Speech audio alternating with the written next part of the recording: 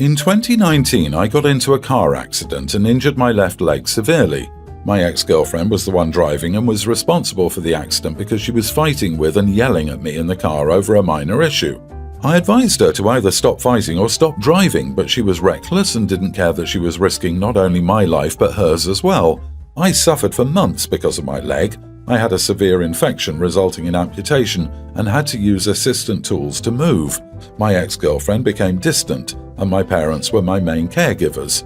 Her treatment towards me took a 180 turn. Suddenly I wasn't good enough for her anymore, and at some point started comparing me to other fully functional guys, claiming I wasn't the problem. It was her low self-esteem. So she was required to look for a partner with a better look, financial stability, and so on. She made my trauma all about her, and how being with a guy with one leg affected her self-esteem and image in front of everybody.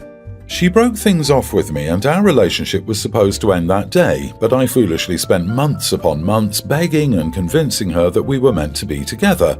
I even promised that I'd do all I can to be able to walk again and reminded her of the plans we had together, and I hated myself for it. My self-esteem was almost non-existent.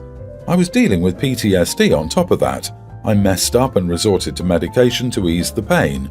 Therapy was on and off for me because I get highly agitated at the mention of my ex-girlfriend. It took time for me to be able to talk things out properly. I was so stupid, thinking she was my one and only, and it got worse when I became convinced that no one will accept me and my disability since it's the reason my relationship with my ex-girlfriend ended. My parents helped with so much. They and a few friends supported me after seeing my overall health decline.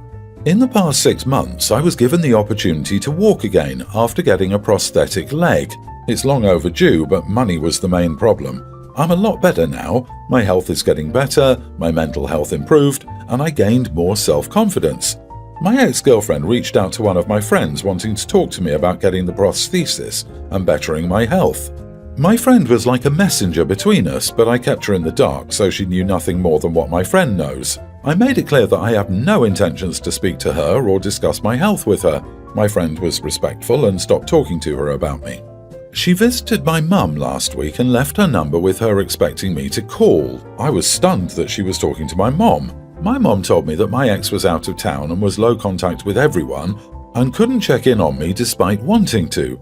She said I've never left her mind and she was feeling happy and excited about my experience with my new prosthesis.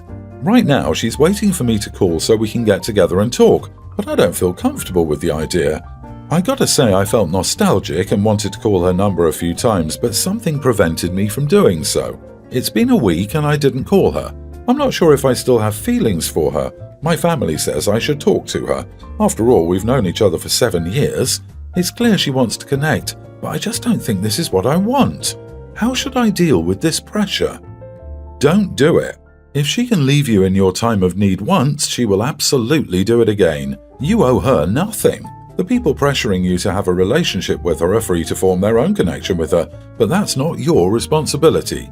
Unless she wants to financially compensate you for all the physical, mental, and financial suffering she caused, I'd tell her to buzz off.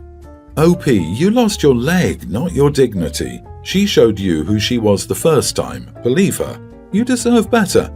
I mean, imagine if you get married, would she even be able to say the words "in sickness and in health" with a straight face? I mean, she effectively decided that real men have both legs and wouldn't blame her for making them disabled, even when it's her fault. She sounds toxic, immature, and would drop you whenever things get tough, or a better choice comes along. Exactly. I mean, I've used the term fair weather friends many times, but this just takes the concept to heights I didn't know were achievable. Or should that be depths? She indeed sunk lower than most people ever come close to doing. I also sincerely hope OP didn't let his feelings get in the way of suing her insurance to cover his medical costs and lost earnings. The accident wasn't his fault, and he should not be liable for any expenses or losses he's incurred as a result. I feel like this is being heavily glossed over. It's obvious she only wants to get back with you now that you're healed up, but why on earth would you want to date someone who has shown they will actively and purposely put your life in danger? You said you still have feelings for her, but have some self-respect. No self-respecting person would ever date someone who can't see past their own anger and consequently endanger lives, especially those they love. All of that aside, I'll echo what the rest of the comments are saying. Why would you want to be with someone who abandons you at your lowest for superficial, shallow reasons? Don't contact her unless it's during the process of a lawsuit. She's shown you her true colors. When the going gets tough, she's gone. You dodged a bullet with this one. Don't step back into the line of fire. I feel like this is the stupidest drama, but I'm getting some cold treatment from my girlfriend over this, so I thought I'd get some other people's opinions on the matter. I recently got my first job out of college, and I received a competitive offer. When my dad's birthday came, I got him a new MacBook Pro because I knew he was looking for a new laptop. He supported me through college and provided me abundant opportunities to succeed, so I wanted to spoil him a bit. This was out of the ordinary for me. I'm usually a frugal person and save most of my money for early retirement. I don't like to splurge. My girlfriend is a graphic designer and talked about how she wanted a personal iPad to draw on. After her birthday was over, she spoke about how she was kind of disappointed with my gift and thought maybe I would surprise her with an iPad or something. We've been dating for 3 years. I met her in college. I spent about $50 on her gift, a nice phone case and some other things I personally picked out. I guess she expected me to start giving her expensive presents now that I have a high-paying job, but I told her that I'm a frugal person and that wasn't going to change. Am I the idiot? Not the idiot. Geez, imagine being so entitled that you tell someone that their gift is disappointing. Your girlfriend is entitled and she needs to learn that she's not the focal point of everybody else's lives. You did something special for your dad. It's not like you plan to spend that kind of money on him every birthday. Giving you the cold treatment is immature. If you give in to this, expect it to happen every time she doesn't get her way.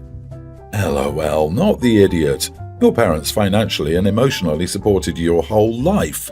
It's so generous of you to give your dad that MacBook Pro. Your girlfriend is not entitled to your money or how you spend it. Since she has a job, she can spend $100 plus out of each paycheck, and after 3 or 4 months, she can afford an iPad. What would have been more reasonable is if she'd asked you to contribute 1/3 of the money so she could pay for the rest. I think a more extensive conversation is needed about your girlfriend's expectations because it's concerning.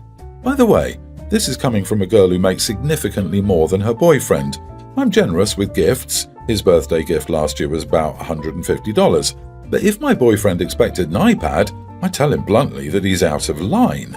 Not the idiot, but I'd be disappointed by a phone case too. That's a crap birthday present. You should have spent $50 on earrings instead of something utilitarian like a phone case.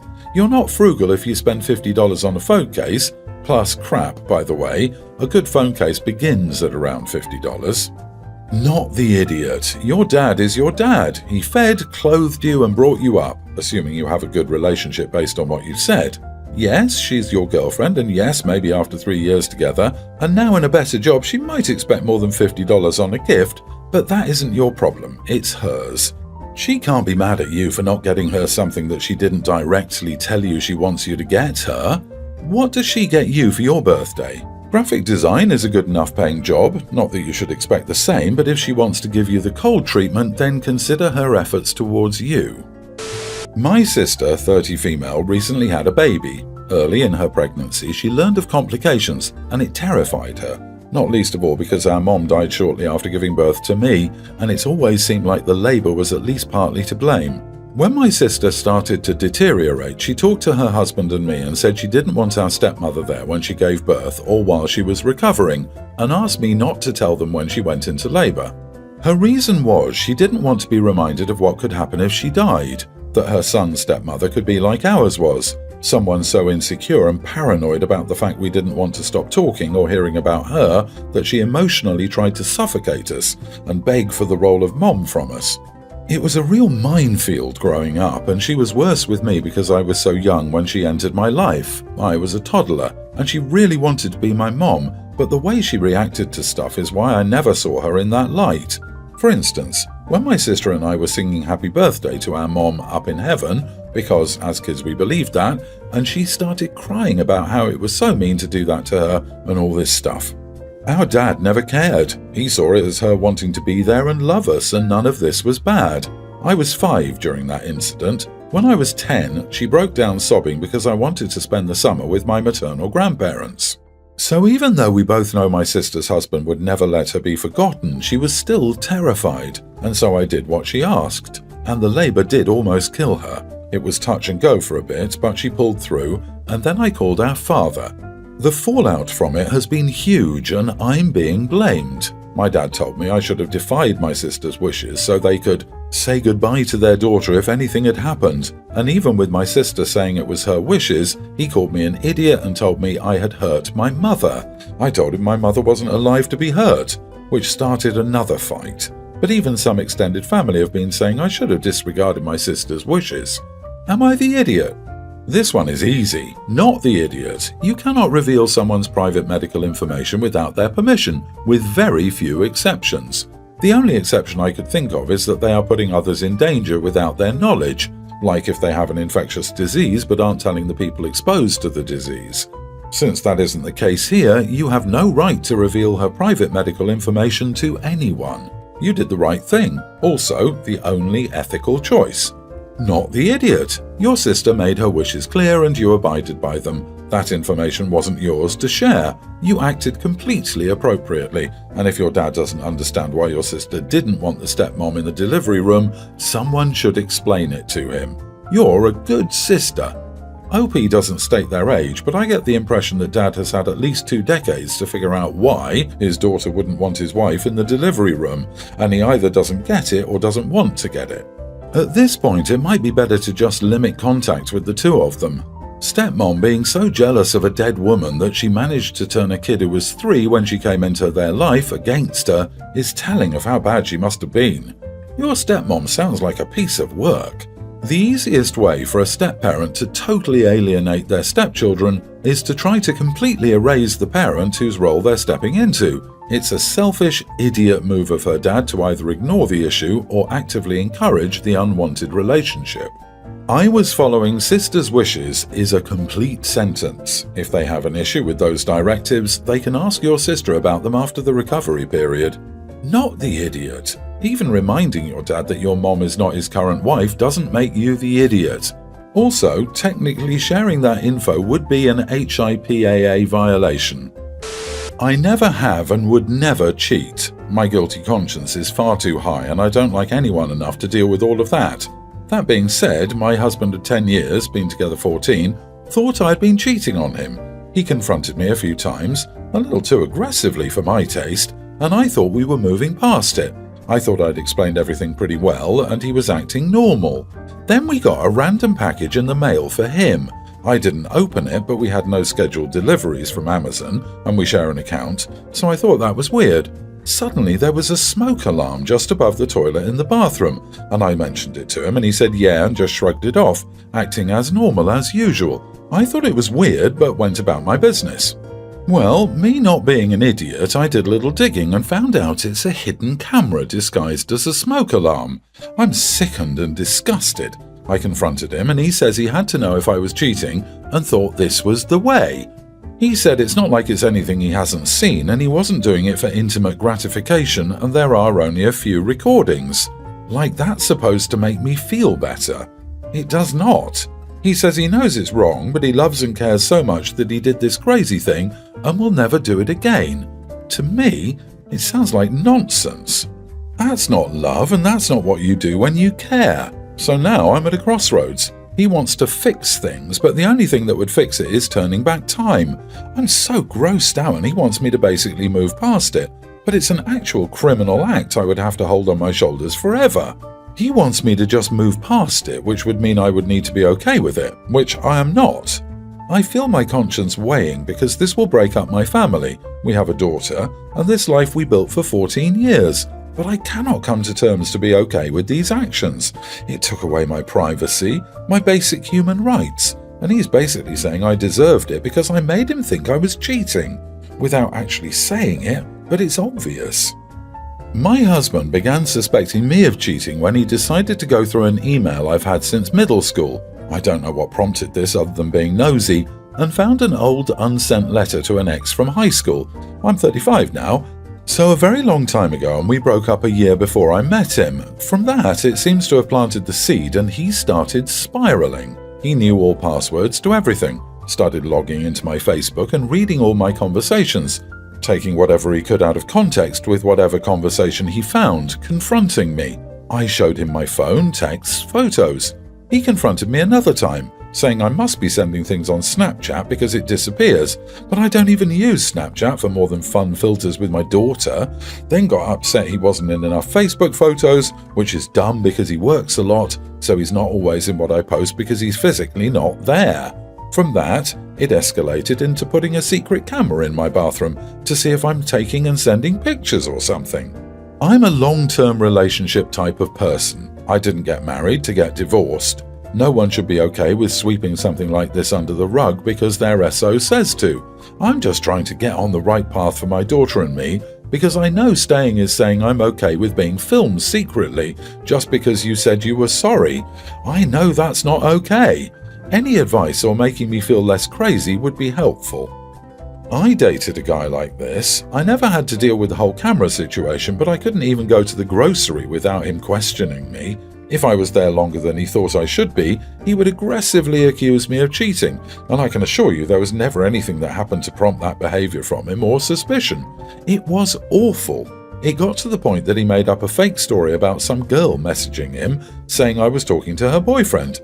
I, of course, messaged the girl to settle things, and she didn't even know my boyfriend, let alone did she even message him. I confronted him and he admitted to making the whole thing up. He saw her boyfriend was on my friends list and had liked a status I shared, was a meme, and he thought that was the way to catch me being shady. It will never get better, it will only get worse. You need to cut your losses and leave. A life alone is better lived than a life lived under a microscope. Any chance he's projecting and he's the one cheating? I know projection is a major thing, and people have caught others cheating by assuming it was projection. But going to the level of buying a camera? That screams massive insecurity to me more than projection. Jealousy is not love. He's jealous, insecure, accusatory, sneaky, doesn't trust you and disrespects you. I feel like you're constantly going to have to prove your fidelity since he's already decided you're guilty. I've been there and it's a terrible way to live. I'll never allow anyone to do that to me again. Wish you luck. He needs therapy. You asked if anyone had been through this. I have, a now ex-husband who put key swiping software on my computer. I felt completely violated and divorced him, but not before I had to run out of my own home to save my life. Be careful and get out ASAP. Anyone acting this insane can be very volatile and dangerous. This is literally the setup for spousal abuse and violence.